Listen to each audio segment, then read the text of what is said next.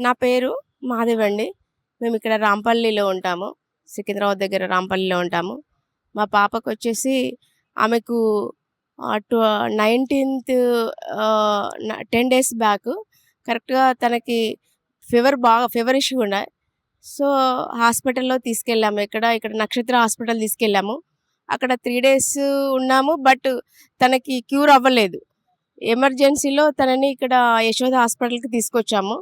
తనకి lungs infection ఉంది. So, దాంతో బీపీ డౌన్ అయిపోయి తనకి హార్ట్ బీట్ మీద ఎఫెక్ట్ పడి 30కి వచ్చేసిందండి. డాక్టర్స్ ఇంకా నమ్మకం లేదు అని చెప్పారు.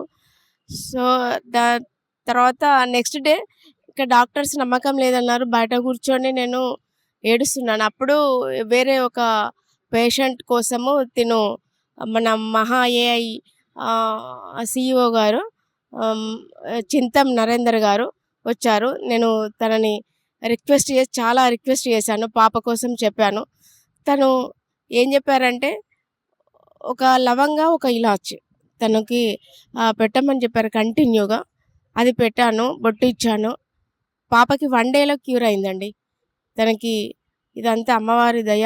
మహా ఏఐ సీఈఓ గారు మహావేద విజ్ఞాన జనని అనే కంపెనీ పెట్టి వేద జ్ఞానాన్ని అందరికీ పంచాలన్నది ఆయన సంకల్పము. అది నాలాగా ఏ తల్లి కూడా ఏడవకూడదనే ఆయన సంకల్పంలో ఫస్ట్ నేను సక్సెస్ఫుల్ అయ్యానండి. నేను 1 డేలో నా బిడ్డ క్యూర్ అయింది. ఆయన రుణం నేను ఎప్పటికీ తీర్చుకోలేను. మేమంతా చాలా సంతోషంగా ఉన్నాము. ఇంకా నా బిడ్డ నా చేతికి రాదేమో అని అనుకున్నాము. కానీ తన వల్ల నా కూతురు నాకు వచ్చిందండి. తనకి నమస్కారాలు.